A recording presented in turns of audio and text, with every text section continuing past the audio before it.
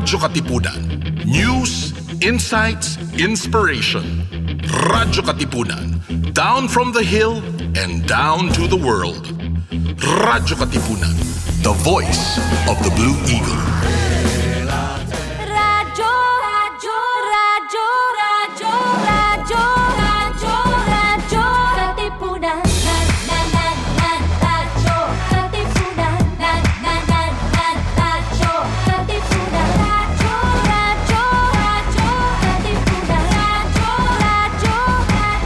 katipunan. The voice of the Blue Eagle, kami di mapipigil sa pagbabalitang tumpak at tama. Buhay atenista, sa loob sa labas ng eskwela, ating ibibida lahat ng eskwela. Radyo, radyo, katipunan. Radyo, radyo, katipunan. Radyo, katipunan. Katipunan. Kawal ni Ignacio, katipunero sugo. Todo sa kayod, tunong at tulong. Di Baka Blue Eagle, galing hiding at tigil. Blue and white, one big fight. Radyo, radyo, radyo, katipunan. Radyo, radyo, radyo, katipunan. Radyo, katipunan. Radyo, katipunan.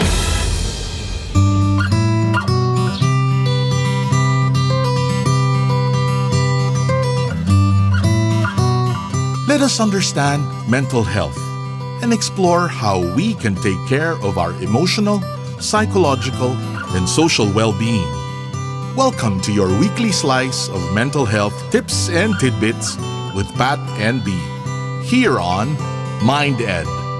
Sa'yo sumisilong kapag ang puso ko'y pagod.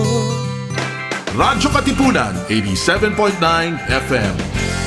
This is your stop for all things pop. Catch our all-around pop culture geek, Chola Sediaren, as he throws in some dose of what's poppin' and what's hot in the pop culture scene here on Popcorn. Munch in with us every Thursdays from 4 to 6, only here on Radyo-katipunan 87.9 FM. Checking out the latest happenings in, around, and beyond Katipunan. This is the Katipunan Roundup. Ateneo Lex is proud to present Law School Week, Entering New Horizons, a week-long event from November 15 to 20 filled with exciting activities designed to help you explore law school and discern whether or not it is for you. Watch out for asynchronous videos of law school tips and stories, law school simulations through a mock class and mock law aptitude exam, and the law school forum where you will be able to learn and interact with established lawyers and law students about their own journeys in the legal profession. Explore new horizons and unlock a door of possibilities with Ateneo Lex this November 15 to 20. For more information, please visit www.facebook.com/AteneoLex. The voice of the Blue Eagle, Radyo-katipunan 87.9. Radyo-katipunan. News, insights, inspiration. Radyo-katipunan. Down from the hill and down to the world. Radyo-katipunan. The voice of the Blue Eagle. Radyo, radyo, radyo, radyo, radyo, radyo, radyo, katipunan. Radyo, katipunan. Radyo, katipunan. Radyo, radyo, radyo, katipunan. Radyo, katipunan. The voice of the Blue Eagle, kami di mapipigil sa pagbabalitang tumpak at tama. Buhay atenista, sa loob sa labas ng eskwela, ating ibibida lahat ng eskwela. Radyo, radyo, radyo, katipunan. Radyo, radyo,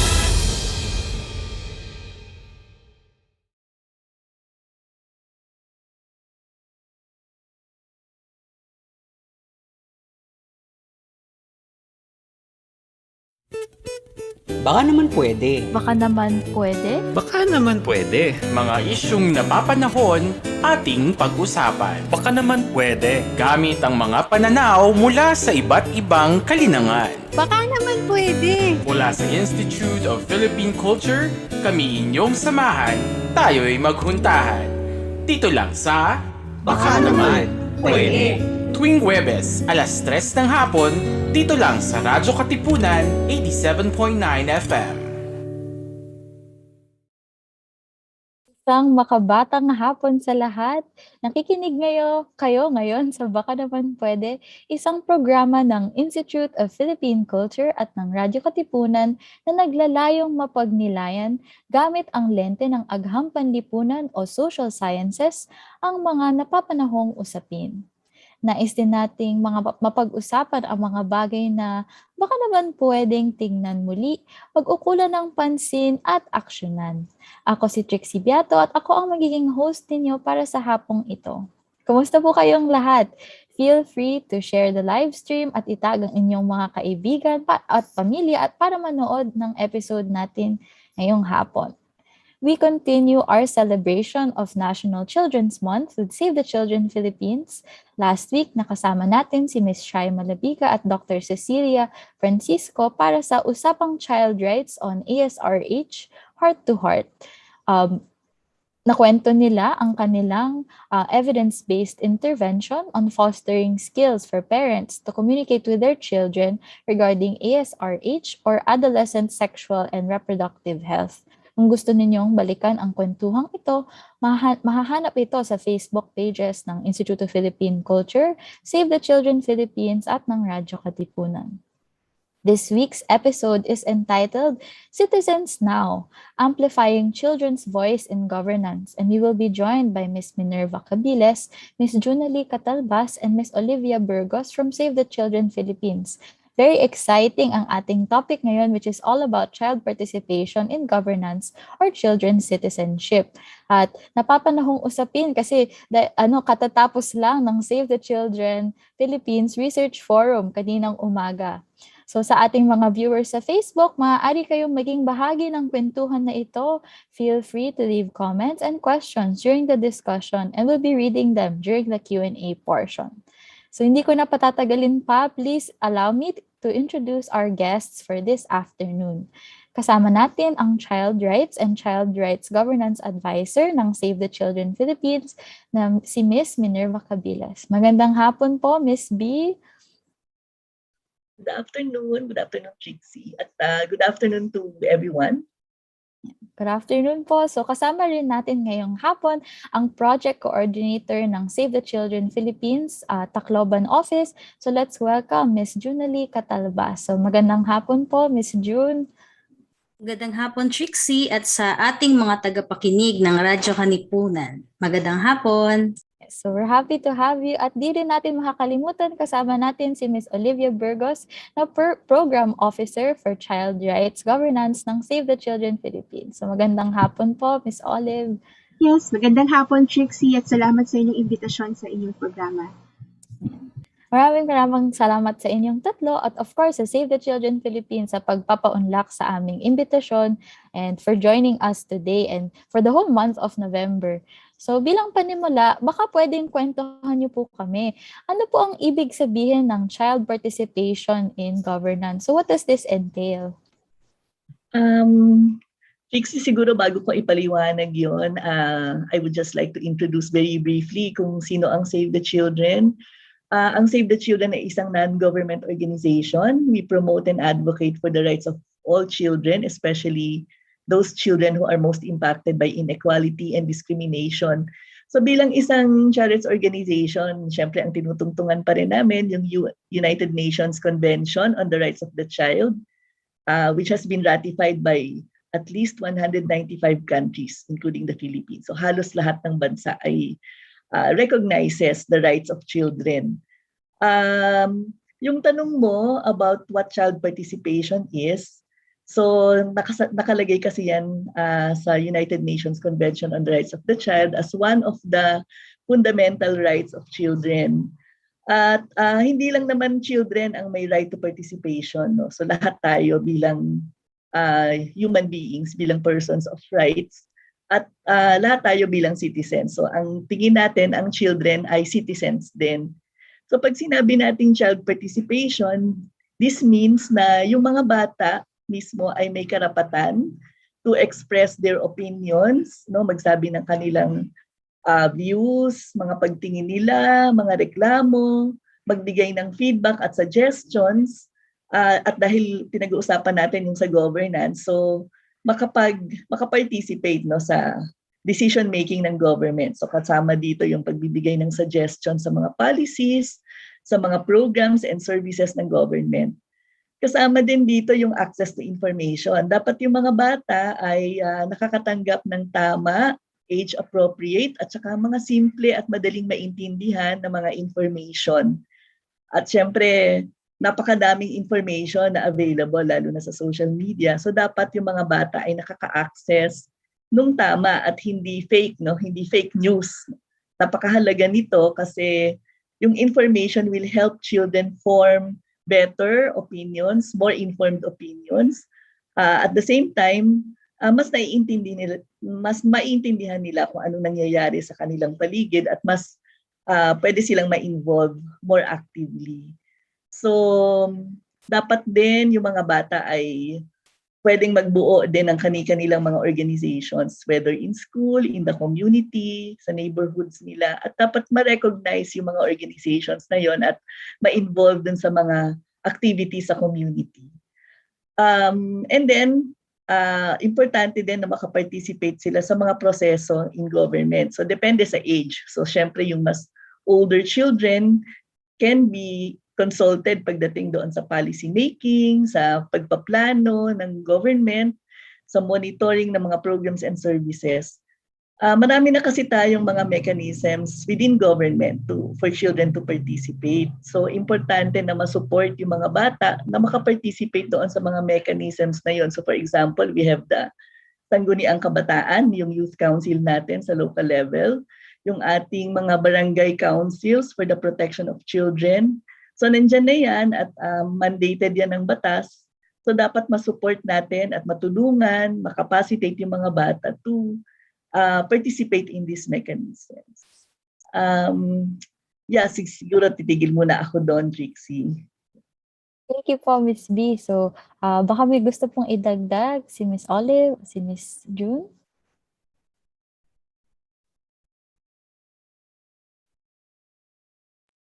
Sige, Trixie. Siguro, actually, kasi very comprehensive yung binigay na example ni Miss B. Ano? So, ang mapapansin lang natin talaga doon is yung, kung titingnan mo yung power relation, ano, usually ang adults ang very active agents when it comes to governance. Binibigyan natin ng role yung mga bata na instead of being passive, sila ay naging active agents din ng change. No? Lalo na dun sa mga issues nga, na tulad na banggit ni Tita B na nakaka-apekto sa kanila.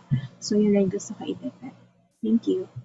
Thank you po for that. So, na-mention po ninyo yun nga, parang yung pagpa-participate po ng mga children and kailangan age-appropriate yung ways for them to participate. So, siguro may mga ways for older children to participate as well as ways for younger children to participate. So, I think ang tanong right now is bakit mahalaga na i-ensure yung participation ng children in these governance processes? Baka isipin po kasi ng iba na bata naman yan. So, bakit po kaya ito mahalaga?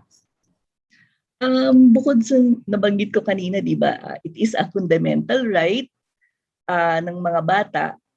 Bukod doon, malaki kasi yung impact ng mga decision-making ng government pagdating sa mga bata. Ang sabi nga nila, children are the most severely affected by poor governance.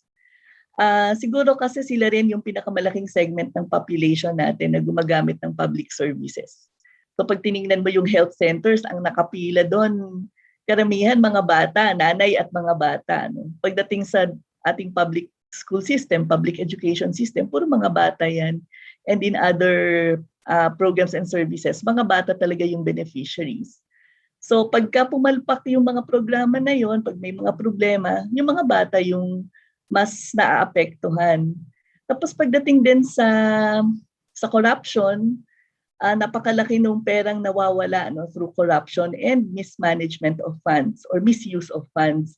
So pagka ganun, nababawasan yung pera na dapat sana ay pumupunta sa programs for children. Tapos malaki din yung impact sa kanila kasi they don't really have so much influence on policies and programs ng government. So wala silang say, hindi sila masyadong makapag-feedback at yung needs nila hindi nako-consider in all of this decision making. Kaya importante talaga na sila ay nai-involve at nako-consult sa different aspects of governance. So, actually, very interesting po yung point na ni-raise niyo po, Miss P, regarding na yung children ang pinakamalaking group na parang beneficiary and user ng public service. I think, actually, nung mention niyo po yun, napagtanto ko nga kasi sila din yung mga, marami ding children na yung nasa public school system and matagal din po sila nasa public school system before, going off to university or parang going into the workforce. So, may nabanggit din po kayo kanina regarding yung mga mechanisms for children to participate in governance. So, nagbanggit kayo ng mga examples like the SK, tsaka barangay councils. Meron pa po bang ibang examples of yung mga mandated na ways for children to participate in government as in through government policies? May mga iba pa po kayong ma-share na examples? Sa national level, meron tayong tinatawag na National Anti-Poverty Commission, Basic Sector for Children. So doon, meron dong General Assembly, parang Sectoral Assembly at representation ng mga children. So meron itong proseso kung saan they select the sectoral representatives. Kasi itong mga batang nakaupo dito sa body na ito, they are supported to develop yung mga strategies at saka mga recommendations din to address poverty. At itong mga recommendations nila supposedly ay nagiging basis for possible legislation, possible policies and programs. Sa yung ating Council for the Welfare of Children, sa board nila, yung kanilang board ay composed of different national agencies. Meron ding child representative. Pero sa totoo lang, kakaunti yung bodies where they can sit. Yung nabanggit ko kanina, yun lang talaga yung mandated. In some LGUs, nagka-create talaga sila ng special mechanisms, committees, or representation, for example, in the local DRR councils. Pero minsan hindi yun. Depende yun sa mga LGUs. They will consider that. Baka si June, siya ay talagang nasa field at katrabaho ng mga bata. Maybe she can also share some experiences and observations. Yes, salamat po Ate B. Yes, sa atin po mga lokal na pamahalaan ay hinihikayat natin ang ating mga LGUs na gumawa talaga ng mekanismo kung saan ang mga bata ay makapag-represent. For example, sa ating Local Council for the Protection of Children, so may sinasabi naman doon na isang representative ng bata yung pwedeng umupo para sa pagpaplano ng LCPC, para sa isang taon or sa tatlong taon na pagpaplano. So kung wala man nakaupo ng mga bata, ay meron tayong mga civil society organization na yun sana yung gusto natin na sila yung magbibit-bit ng mga plano ng mga bata para ito ay mailagay sa Local Council for the Protection of Children. So yun yung mga mekanismo natin sa baba at of course tayo na nasa ground ay malaki pa rin yung challenge natin paano natin talaga maging formal yung representation ng mga bata. So, yun po ang ating mga experience na nakikita natin na malaki ang potential ng mga bata na mag-represent para sa kanilang mga sarili at meron din tayong mga challenges na kung saan ay pwede naman nating i-work with our civil society organizations. So, thank you po, Ms. June, for sharing that. So, may nabanggit po kayo regarding civil society and maybe non-government participation or parang efforts to bring po yung mga plano at idea ng mga kabataan po sa itong mga formal na council. So, mayroon po bang mga projects or programs yung Save the Children to promote yung child's participation in governance or children's citizenship? So, ano po yung mga ito? Sige, sa atin po sa Save the Children ay we make sure no, na ang child participation ay kaparte siya ng pagpoprograma natin. So ito ay nagsisimula sa situational analysis kung saan kasama natin yung mga bata no, sa pagtingin ng mga issue at problema sa kanilang mga komunidad hanggang sa pag-evaluate ng ating mga proyekto at programa. Ang magandang example ko ng child participation kung saan mga bata mismo ang nangunguna sa mga gawain ay yung prosesong tinatawag namin na child-centered social accountability.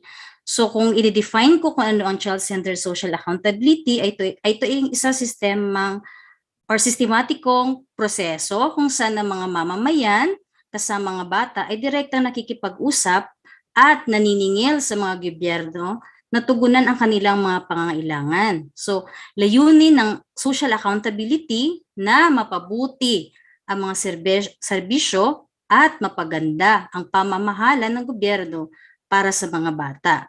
So, nagamit na natin yung prosesong ito sa iba't ibang programa.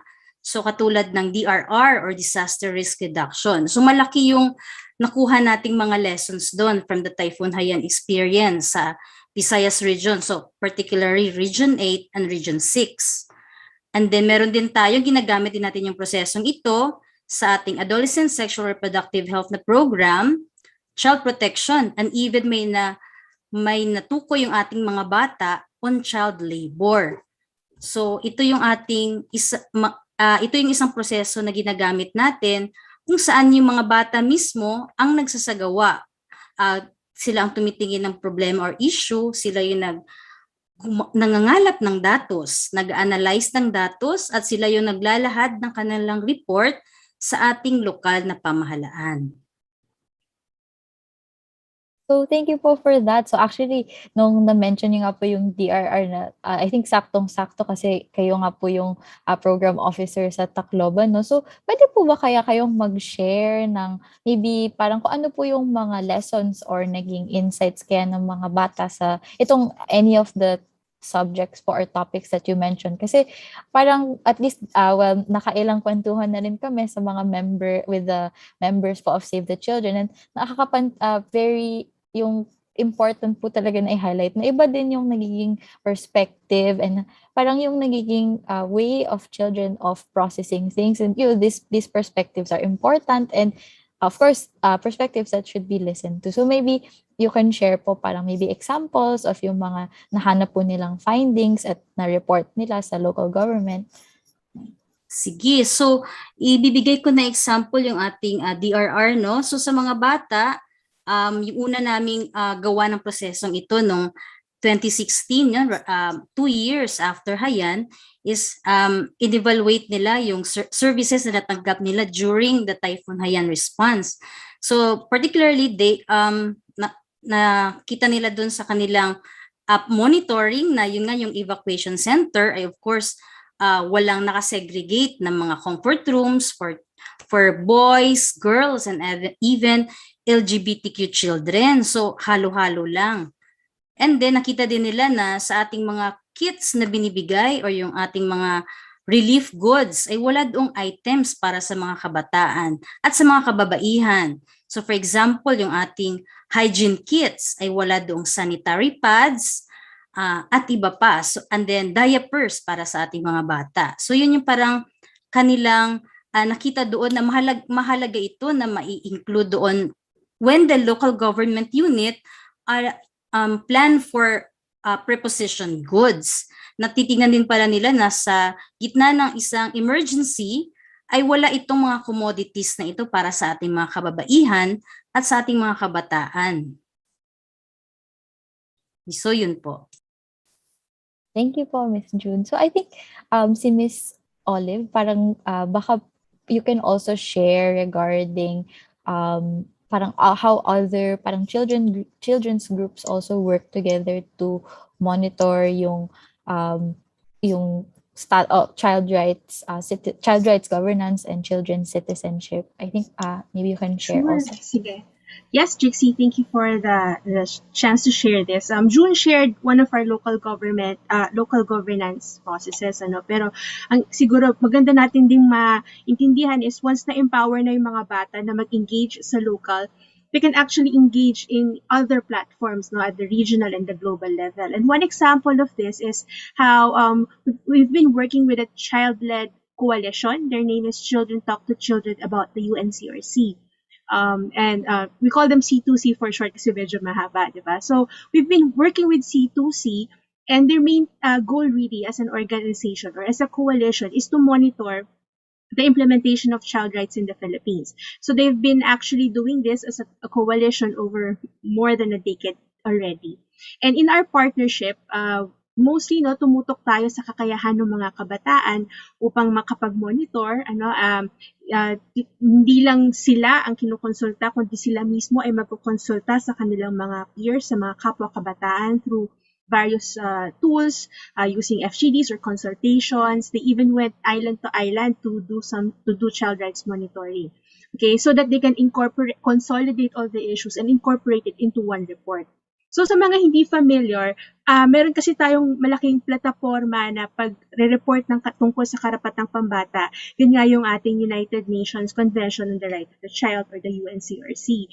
Ang nagaganap dito is every 4 years or so, nagsasubmit ang ating gobyerno ng report sa UN para mag-report, mag-update ko ano na yung nagawa tungkol sa mga issues na patungkol sa bata. So they will provide updates. Then, of course, there's also an opportunity, a mechanism for an alternative report to come from the civil society and the children themselves. So, lahat ng nakuha ng C2C na impormasyon ay na-consolidate nila into a Filipino children's report. And they were able to submit this to the UNCRC committee, present this to the UN committee themselves during the pre-session last year. At sila'y nakatutok dito, hindi natapos sa kanilang pagbuo ng report na ito. At nakatutok sila dito hanggang sa ito ay madidiscuss next year. Kasi ang hihintayin naman nila ay yung lalabas na concluding observations ng United Nations na ibibigay na rekomendasyon sa ating pamahalaan. At ang trabaho naman nila na gustong tutukan ay yung i-disseminate ito at syempre ipasok ito sa kanilang advokasya. So, isa siguro yan sa mga magandang example na kung saan talagang mga bata ang nagre-report ng kanilang sitwasyon, hindi lang sa local, kundi pati sa global level. Thank you.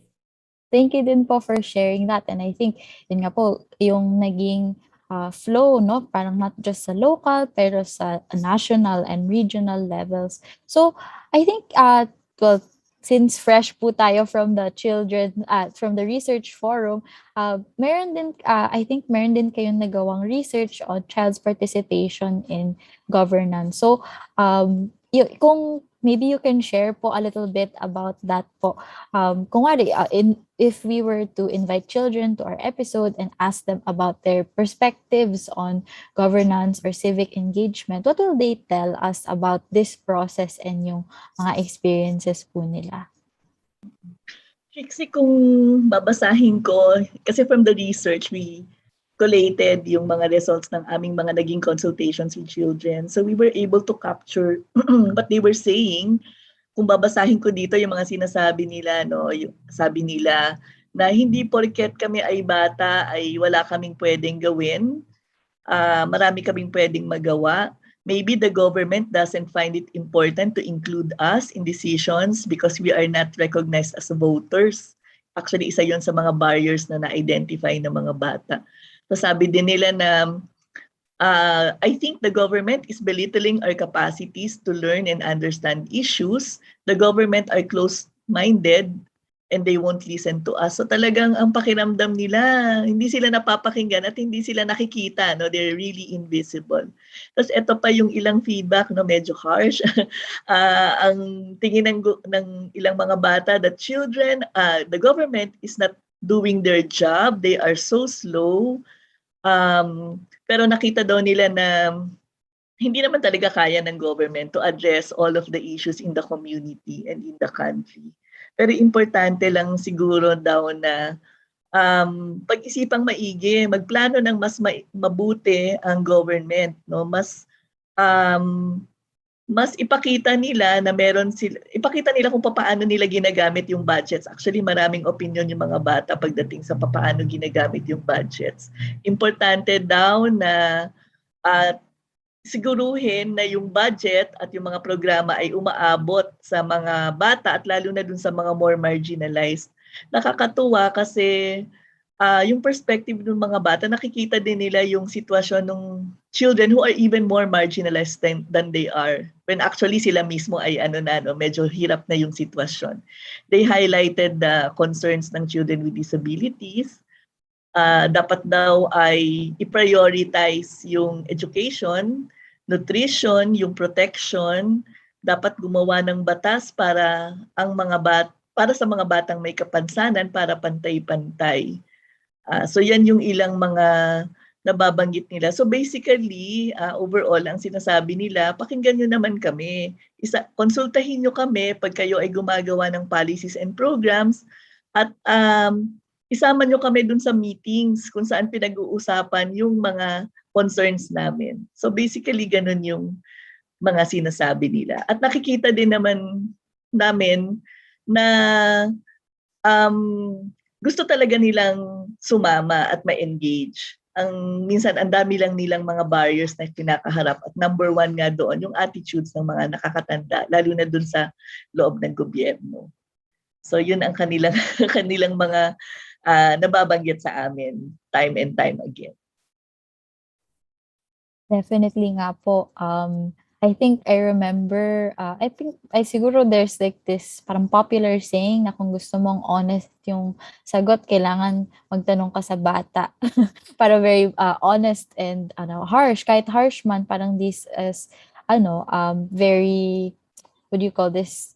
Parang necessary input, I think. So baka si Ma'am June or si Miss Olive, baka pwede din kayong makadagdag na based on your work with the children, based on your work with children and yung research sa child participation and governance. Ano po kaya yung mga nagiging input ng mga bata sa process? Na-enjoy ba nila tong process or parang ano po yung tingin nila sa interaction ng yung their civic engagement with government po?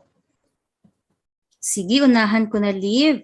Sige kasi every after process tinatanong natin yung mga bata, kamusta ang naging experience natin? So mostly naman talaga ang sagot ng mga bata is intimidating ang pagkikipag-engage sa mga adults. Siyempre minsan nakatayo sila doon kaharap yung mga formal na mga konseho, yung ating lokal na opisyal. So intimidating for them. Pero as they go on with that process, ay parang nag-increase yung kanilang confidence sa kanilang sarili. So, at napansin din daw nila, even yung mga kapwa nila, ay nagsisimula daw sila sa pagiging walang pakialam hanggang sa naging meron at mataas na yung pakialam nila sa kanilang komunidad at sa lipunan. Tapos yung kanilang realization din kasi is, may magagawa pala sila para sa kanilang kapwa-bata. So na-appreciate din kasi nila na yung kanilang ginagawa ay nakaka-produce ng mga result para sa kapwa-bata. So for example, sa kanilang paglalabi ng budget, ay nalalagyan ng mga budget ang kanilang mga programa at serbisyo para, for example, sa adolescents. At ang mga local policy ay na-inform natin. For example, yung ating Comprehensive Emergency Program for Children at ang ating mga Children Welfare Code at Youth Code. So, yun yung na-appreciate ng mga bata kapag binabalik natin yung resulta ng kanilang pakikipag-ugnayan sa ating pamahalaan. Siguro ang isususob ka na lamang dito is actually, at ako naman magagaling ako dun sa mga bata na na-involved sa global level, kasi ito ay tulad nga nung nasabi ni Junalie, it could have been a daunting experience for them. Pero kasi not just the way that they engage at the global level, but also how they did it at the local level. Kasi for example, quoting one child who participated, sa kanya daw ang key lesson niya is that children matter. And that's something that he had to believe himself, na ako ay nagpa-matter. Kasi lumaki daw sila usually na minamaliit, hindi ka pwedeng maging leader kasi bata ka pa, hindi ka pa pwedeng magsalita kasi hindi mo pa alam ang sinasabi mo, hindi mo pa kaya ito. So, ganun daw kasi na-ingrain, at least sa kanya experience yung paglaki niya. So, the more he did, the more na nakilahok siya sa mga activities at hanggang siya ngayon napili ng kanyang mga kasamahan na mag-represent sa global level, na-realize niya na, teka, maraming pwedeng gawin ng bata. Kaya ko to, kaya to ng mga bata, kaya namin maging advocate at magsalita. At hindi lang para sa sarili ko, kundi para din sa mga kapwa naming bata. So I think it's the enabling experience. That once they start doing it, they become really enabled, and ang pinakamalaking impact sa kanila is yung realization that they can contribute and that that children actually matter. So yun ang isa kong pwedeng share na tumuro na-touch ako nung sinabi sa akin. Kasi idadagdag ko lang, kasi ang isang importanteng sinasabi ng mga bata ay, oo, nako-consult nyo naman kami. Kasi nga, marami na rin consultations na nangyayari. Nako-consult nyo kami, pero at the end of the day, hindi naman pala na consider yung mga sinasabi namin. So, nakikita, hindi sila confident na napapakinggan talaga yung sinasabi nila, even during consultations or even when they are representing themselves. Kasi pag nakita nila yung batas, hindi nila alam saan doon yung mga sinabi namin, saan na napunta yung mga concerns na ni-raise namin. So that is also one thing that we need to improve on. Na talagang maipakita natin yung evidence sa mga bata na, ito yung sinabi nyo, dito namin siya nilagay, yung programa na sinuggest nyo, dito namin nilagay. So, yun yung kanilang nire-raise. Tapos gusto ko lang idagdag, ito may ikling kwento lang, kasi meron kami mga children's groups na naglalobby for the passage of the passage of the Positive Discipline Bill, na muntik nang pumasa sa ating Congress. Pumasa na sa Congress last 2019. Pero ito ay mahabang advocacy, nakasama yung mga bata. So they really feel very strongly about this proposed law, na sana yung mga magulang daw ay mag-practice ng mas positive parenting approach kesa yung papaluin sila, papagalitan sila. So anyway, we went to Congress with the children and we conducted several mga small dialogues with the legislators. Ito yung mga representatives natin sa House of Representatives, yung ating mga kongresista. So dun sa discussion, they shared yung kanilang advocacy for the bill. Diniscuss nila kung bakit ito importante para sa kanila. Tapos medyo nalungkot sila sa response ng mga legislators. No? Parang sinasabi hindi ko makalimutan yung sabi ng isang legislator, napag-aralan na namin yan, alam na namin kung paano yan matutugunan, pero hindi namin ito mapapromise, yung ganun. Hindi namin ito mapapangako sa inyo kasi ang dami naming iniisip, ang dami naming iniintindi. So after that dialogue, we left Congress feeling parang very sad kasi mga bata felt so frustrated na bakit hindi nila to pinaprioritize, sinasabi na nga namin na kailangan namin. So maraming instances din na gano'n na after children said their piece at naglakas loob na magsalita, either yun nga hindi naman pala kinonsider or talagang they were put down at sinabihan talaga sila na ang babata nyo pa, ito totoo ding nangyari to, no? Bakit kayo nandito? Di ba dapat nasa school kayo? Di ba dapat nag-aaral kayo? Bakit pinapakailaman nyo pati yung budget ng ating barangay? So things like this, when actually children should actually learn then doon sa mga engagement.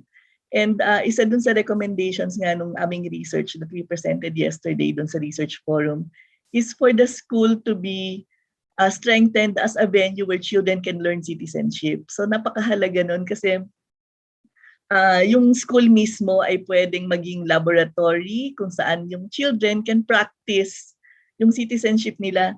Kasi ang problema nga, kung kailan 18 years old na sila at adult, doon pa lang sila na-engage by voting. Kasi yung first exercise ng citizenship ay voting. Imagine, 18 years ka na citizens and yet tapos wala kang contribution, when in fact you have a lot that you can contribute. So bakit natin iintayin yung time na 18 years old na yung mga bata? Kung kailan adults na sila, saka natin sila i-involve, saka lang natin sila i-inform. So we have to start early kasi nga ngayon vote, yung election is so critical. It's a game changer ang election pagdating sa governance. So ngayon pa lang, we would want to prepare children to become good citizens now and in the future. So hindi sa future lang, pero ngayon din mismo. At gusto ko lang ding i-share na yung Save the Children kasama yung ilang mga CSOs din, we are also campaigning dun sa elections, sa coming elections, for politicians at saka yung ating mga voters na isipin din yung kapakanan ng mga bata sa pagpili ng ating mga magiging future public servants. So yun siguro yung ilang mga kwento. Some are sad, some are happy stories, no? Pero yan yung talagang nangyayari. Sige, salamat. Salamat po. Nakakaano nga po siya, parang nakakasakit din to hear na parang yun nga, parang sa feel talaga nila na yun, hindi sila pinapakinggan, kinokonsulta sila, pero parang hindi nila nararamdaman na yun, napupunta sa mga batas or sa mga programs or plans, yung mga suggestions nila. So, before we go to the next question, actually, gusto lang din namin batiin yung mga guests natin. We have guests watching from Northern Kabuntalan, Parañaque, Taguig, Lanao del Sur. So thank you po for joining us this afternoon. And if you have any questions, feel free po to send them sa ating comment section habang kasama natin ang ating mga guests for this afternoon. So, ang aking next question, medyo related po sa mga, mga kwento pong sinishare nyo about, these feelings of being discouraged and the feeling of parang realizing na, or on another note, parang mas positive na, they feel like they matter. So, parang ano po yung ginagawa ng Save the Children or yung mga other partner organizations para, I guess, ma-process or parang ano yung, parang nagiging process of discussion kung pwede niyong ma-share with the children after these parang experiences, parang paano sila, I guess, na-level off yung after, that process. Siguro i-start ko na lang, Trixie, baka makashare din si Olive at si June. Kami noon, we really have to meet the children, to discuss the situation with the children. And yun na yung ginagawa namin ngayon, no? Giving the children the reality check na ito yung pwede mangyari, dapat handa tayo na they will not accept, they will not listen. So part nung kinikwento ni June dun sa child-centered social accountability, part nung proseso nun is to prepare children when they face government stakeholders. Hindi naman natin sila parang basta na lang ibabato dun sa, kumbaga, lions den, di ba? So, kailangan nating ihanda din dun sa ano yung mga possible na pwedeng mangyari and also how they can react. Kaya dun sa ginagawa ng Save the Children, we train children, we help children engage more constructively with government. So, hindi natin gusto na they will debate, no? Hindi naman yon mag-argue, mag-debate, or maging i-express yung kanilang opinion in a harsh and parang arrogant way. Gusto nating matutunan din nila how to communicate their feedback more constructively. I think si Miss Liv wants to add. Sorry, susugan ko lang bago siguro makapag-share si June. Kasi I think it's also necessary na tulad na nabanggit ni Tita B, we are preparing the children, pero there's also a factor of preparing the adults who would they be working with. Kasi yun nga para itatapon mo sila sa lions din, gigil sila to present their advocacy, and then the adults are not in the right frame of mind to accept or to even consider their suggestions. So, pag tayo talaga ay nag-uusap ng child participation, dapat may tutok din tayo dun sa mga adults na makakausap at i-prepare natin sila bago nila i-meet, for example, yung mayor nila na biglang sasabihan na lang sila na bakit kayo nandito, dapat nasa school kayo, no? So, I think critical din yung mga lessons na yun na natutunan namin, critical talaga na adults are oriented first so that we can safeguard the children and that adults can help support a conducive environment, conducive for dialogue. So, yun. Baka si June meron din may share. Yes, oo, tama yung sinabi ni Olive no na preparing the adults. Yun yung ginagawa lang namin, dadagdagan ko lang no sa sinabi ni Ate B at ni Olive is yung after talaga ng proseso ay dinidebrief natin yung mga bata sa experience nila. So kami din, syempre chine-check din namin kung paano namin paano namin ginagawa yung proseso. Kasi baka kami din ay kailangan din ng i-check, no? Kung paano namin sinasagawa yung proseso. So ano lang, nilalagay din namin sa reality yung mga bata na hindi lahat ng kanilang recommendations ay pwedeng ma-address ng ating government. So at depende din sa level no at sa level din ng mga bata ay dini-introduce na rin natin sa kanila yung governance din, kung paano ba namamahala ang gobyerno, paano ba sila nagpa-prioritize ng mga proyekto at iba pa. So parang nilalagay natin sila na ito yung reality, so ito tayo ngayon, ito yung ating issue. So meron talaga tayong may ibabahagi natin to sa ating gobyerno at dapat ready tayo bilang mga bata, ready tayo sa mga tugon nila. So yun siguro yung aking may ibabahagi sa tanong na yan. So actually, I think yung two-way process po talaga siya na parang aside from preparing and working with the children, parang it's also working with the adults na parang kailangan, I think na-mention niyo po kanina na barrier talaga na may mga ibang adults na hindi talaga, I guess, pinapahalagahan enough itong mga perspectives and yung mga the insight that's coming from the children. And parang I think yun nga, medyo related po siya sa isang comment na natanggap po natin. May comment po tayo, lungkot naman habang ang mga barangay ay pinagre-report sa mga criteria ng child-friendly barangay, pero di rin alam ng mga barangay kung paano nila ito gagawin. So from our comment section. So I guess I think there are some parang mga heavy experiences also related to it, pero I think based naman dun po sa mga scenario, there's a lot of hope din na parang the children are also empowered by this process and excited din. I think, I'm from political science and I think na-mention kanina ni Miss B, was it, na yung elections, parang a lot of people see na yung elections lang yung nagiging parang major participation nila sa governance. Pero hindi naman, I mean, at least we try to break that notion na hindi lang naman elections yung way for you to participate. And hindi naman ibig sabihin na valid citizen ka lang kapag naging 18 ka. Dapat, parang karapatan mo and karapatan ng mga bata na, to participate. So, I think maybe we started talking about it nga po kanina regarding yung mga barriers to yung strengthening child participation in governance. So na-touch on. Meron pa po ba kayang ibang mga napapansin yung mga barriers aside from what you have mentioned so far? Trixie, yung isa din siguro malaking barrier is the policy gap. Nabanggit ko naman na actually marami ng mechanisms, no? In place. Meron na din namang mga policy na nagsasabi na dapat palakasin yung mga local councils for the protection of children, saka yung barangay councils for the protection of children. Siguro yung una ay to implement these policies. Nabanggit nung isa sa mga audience natin, nagsabi na hindi alam ng mga barangay kung paano gawin yung dapat nilang gawin when engaging with children. Totoo yun, na kailangan talaga ng capacity building ng ating mga local officials, lalo na doon sa barangay. Sila kasi yung may direct contact sa mga bata being on the ground.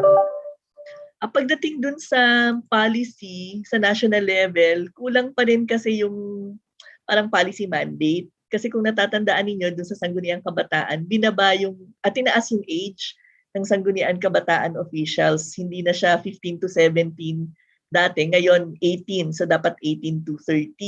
So nawala yung isang malakas sana na structure for children's participation in local governance. So tingin namin sa Save the Children, kulang pa rin yung existing laws natin at mga batas natin to really support children's participation, including budget allocation for child participation. Thank you po for that. Baka gusto pong may idagdag si Miss Liv or si Miss June regarding other barriers po that aside po from yung those mentioned. Sige, sususugan ko kay Ate B yung kakayahan ng ating government no to engage children. So, ano naman siguro kasi ibang proseso kasi yung gagawin mo no when engaging children. So, yun siguro ang ano lang ang barrier doon is parang hindi pa na masyado na-appreciate ng ating government or kung doon naman sila sa proseso na ni-engage nila ay parang hindi kasi katulad ng adults ang engagement with children. So may ibang proseso ka na gagawin. So parang mahirap tahakin ang ganitong engagement. So yun siguro yung struggle din ng ating mga local government na although gusto namin na gawin ito, pero hindi namin alam kung paano sisimulan ito. So parang ganun yung basa namin. Kasi kasi karaniwan kasi yung mga ganitong engagement ay nagpa-facilitate dito sa baba ay ating mga civil society organization or NGOs. Kaya pag nakita nila yung mga bata, itong mga bata ito, bakit ang nakakapag-express naman pala sila at nakakapagbigay ng recommendations. So bakit kung kami ang nag-iimbita sa kanila ay hindi ganoon yung aming engagement? So siguro yun yung siguro reflection is bakit anong proseso ba yung ating ginawa no na mas engaging para sa ating mga kabataan. So yun siguro Miss Trixie. Very interesting insight nga po yun. Parang actually I think medyo nabanggit niyo na rin po Miss June kanina yung parang process check ba checking kahit I think within Save the Children parang asking yourselves kung ano nga ba yung processes that you go through to engage and I think kung akmap ito.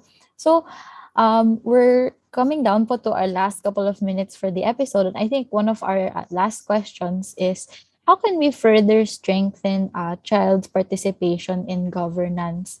Who can be our champions or sino po yung mga necessary stakeholders na kailangan natin i-engage para ma-promote ang child rights governance?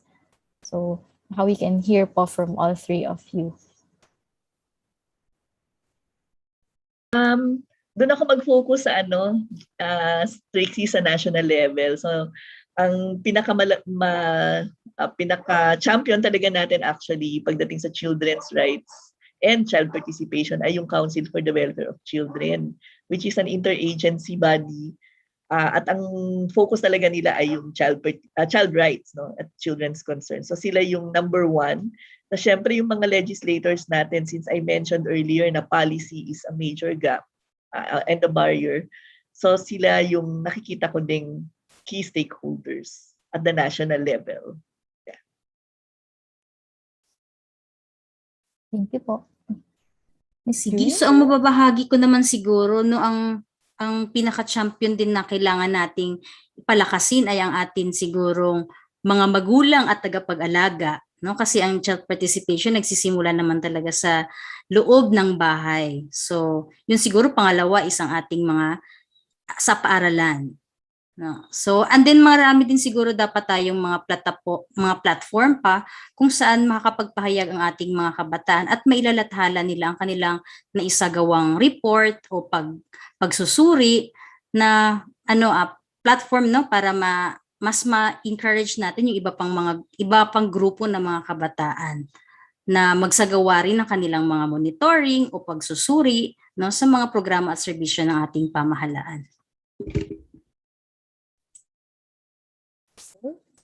Yes, yeah. Ako naman, binabalikan ko yung lumabas sa isang survey namin last year na during the pandemic daw, tinanong namin yung mga bata, sino ba yung mga nagtanong sa inyo tungkol sa inyong sitwasyon?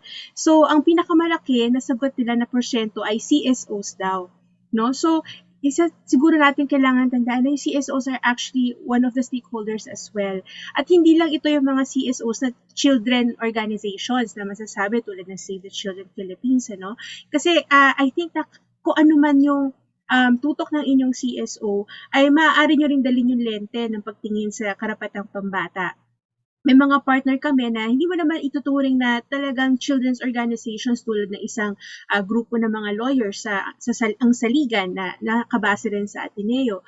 Pero sila ay tumitingin sa karapatan ng bata sa pabahay. So, maganda siguro na ang mga CSOs ay buksan din yung kanilang mga proseso para sa mga bata dahil ano man yung issue nilang bitbit ay siguradong ang maaapektuhan din ng mga kabataan in one way or another. So, pwede din natin i-consider. Kasi idadagdag ko lang, yung simbahan, yung church, siguro Catholic Church ito, and even other religious groups, isa din silang pwedeng maging champion. Thinking of the church, since nasa radyo-katipunan tayo, no, marami tayong mga churchgoers, marami mga children and youth na nai-involve sa mga parishes nila, sa mga youth formation, mga ganyan, youth activity. So this is one venue where we can raise awareness about children's participation at yung kanilang awareness about what's happening in their surroundings. So maganda ring opportunity to inform and engage children. Thank you for that. So actually, we received pala one last parang very interesting question. So the question goes, in the 40 years of Save the Children Philippines, nakikita niyo po ba yung mga naging trajectory ng mga bata na dati parang nagpa-participate sa mga level of yung ganitong like yung child-centered social accountability or yung mga projects on children's citizenship, and parang na ngayon parang that grew up to be parang adults, parang ano po yung mga naging, I guess, trajectory or mga naging kwento nila after going through that process as children po? Sa Save the Children, we have staff. Meron kaming ilang mga staff ngayon ng Save the Children at yung iba din mga dati, nasa NGOs na rin ngayon, iba't ibang NGOs. Nagsimula sila as our child advocates sa community. Meron silang mga children's groups, members sila ng mga children's groups. So yung iba sa kanila na-observe namin, pumapasok din sa public service, tumatakbo sa kanilang barangay at hanggang sa local level. Yung iba ay nagiging volunteers. So nagiging rin siya, parang gateway to public service or development work at saka volunteer work. In fact, actually ito ay on the global level. Yung aming Chief Executive Officer ng Save the Children International is a child and youth advocate from Sweden. So naging bahagi talaga siya ng programa hanggang sa naging NGO member, and now she is our CEO. So, malaki yung nakikita din naming impact, hindi lang in terms of them joining NGO work, pero dun sa personal lives din nila, nagpatuloy ng pag-aaral. Tingin namin mas na-encourage din sila to have higher ambitions in their lives kasi nare-recognize, nakikita nila na kaya ko pala at kaya kong gawin. And then the children's groups also provide motivation and support. Kaya yun, nakikita namin that they are succeeding in their personal lives, at least most of them or some of them that we are able to, na nakakontak pa namin at nare-reach namin ngayon. So that's nice to hear these stories po. So actually parang yun in relation po to parang listening to children and parang giving importance po sa kanilang perspectives. I think bago nating i-end yung episode, mahalaga na we also invite our audience members to yung upcoming event ng Save the Children Philippines and IPC, which is entitled Wata Banuntut or Child Researcher Forum, kung saan mapapakinggan natin ang mga research na isinagawa ng mga children's groups about different topics such as gender, social accountability. So very exciting po. It will happen po this Saturday, November 20 from 1 p.m. to 4:30 p.m. So we'll be flashing the poster on your screen. And to register, you can go to this link, bit.ly/3 lowercase k uppercase c r uppercase w d and small letter d and m. So we'll be putting also the link in the pinned comments of our live stream. So you can go to the children's forum and you can listen po to the researches from the children themselves. So bago po tayo mag-end ng ating episode, gusto po naming hingan ng pabaon na Miss B, Miss Jude at Miss Olive. Parang maybe baka pwedeng bigyan niyo po ng recommendations or your key takeaway message yung ating mga viewers regarding children's citizenship. Starting with yung ating tagline na baka naman pwede. So ano yung parang hiling nyo for our viewers to take away regarding children's citizenship? Baka we can start po with Miss Liv. Okay, sige. Sa akin, baka naman pwede na kapag tungkol sa bata, ay isama natin ang bata sa usapan at sa diskurso dahil sila ay mayroon ding kakayahan na maipahayag kung ano yung talagang sitwasyon nila at with following the right process, sila ay makakatulong sa pagpapabuti ng ating mga proseso at mekanismo. Salamat. Ito po, Miss June. Sige, sa akin naman, baka naman pwede mas maging bukas ang pamahalaan sa aktibong pakikilahok ng mga bata sa lokal na pamahalaan man or sa nasyonal na pamahalaan or sa international natin na community. At Miss B? Akin, gusto ko mag-start dun sa access to information kasi napakahalaga talaga ng access to information as a first step to citizenship. So sa akin, baka naman pwede tayong mga adults natulungan natin yung mga bata na ma-inform at maintindihan kung ano ang nangyayari sa kanilang community at even sa ating society at sa loob ng gobyerno. At lalo na sa mga importanteng issue na nangyayari sa bansa natin para mas makilatis nila then yung mga actions ng government at mas makakontribute din sila dun sa pag-solve ng mga issues na ito. Yun lang from my end. Thank you very much po. So baka may gusto pa po kayong batiin before we end the episode. May gusto kayong i-shout out? Siyempre, una, maraming salamat sa Radyo-Katipunan at sa Institute of Philippine Culture for inviting us in this program at pagbibigay sa amin ng puwang para ma-share yung aming mga information as well as experiences on supporting children's participation. Special shout out siyempre sa IPC na naging partner namin throughout this National Children's Month sa aming mga research forum at sa upcoming Children's Research Forum. At syempre, shout out sa ating mga audience na ang child participation ay nag-uumpisa po sa tahanan. So if we are parents, involve po natin yung mga bata sa pagdidesisyon sa loob ng bahay. That's the first step for them to be empowered and to be critical then. Yun lang at marami pong salamat for joining us. Salamat po. Baka may gusto po kayong batiin before we end. So yun, ulitin ko lang po. So we would just also like to invite our audience once again to yung Wata Banuntot or Child Researcher Forum. So it will be happening this Saturday. Very exciting po, various researches that children's groups did themselves and they will be the one to present them. So it will happen this Saturday, November 20 from 1 p.m. to 4:30 p.m. The registration link can be found in the comment section as well as on the screen. So we will also be live streaming the event on Facebook through the Ateneo IPC Facebook page or the Facebook page of Save the Children Philippines. Ako, maraming salamat po talaga Miss B, Miss June at Miss Liv sa pagbabahagi at pag-share ng mga kwento, mga insight and ang dami-dami po talaga naming natutunan so far this National Children's Month with Save the Children Philippines. At hindi pa nagtatapos ang ating partnership. Next week, samahan niyo po ulit kami sa next episode ng Baka Naman Pwede. Nakasama ulit ang SCP. So baybayan niyo lang po ang announcement sa Radyo-Katipunan at IPC Facebook pages. Baka naman pwedeng i-like nyo rin ang Institute of Philippine Culture at Save the Children Philippines sa Facebook para sa iba pa naming mga announcements at events. Until next time, ako si Trixie Beato. Mag-iingat kayo at laging tandaan kung may hindi maintindihan, baka naman pwedeng pag-usapan. Thank you at have a good afternoon po.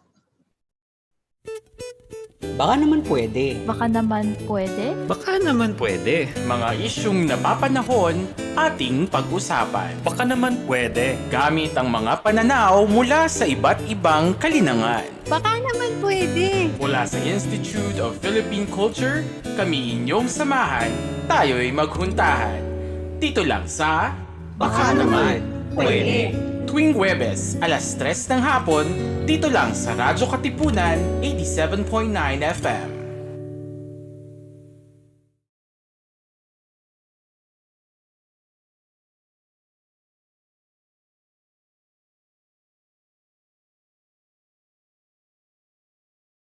Three o'clock prayer. You died, Jesus, but the source of life flowed out.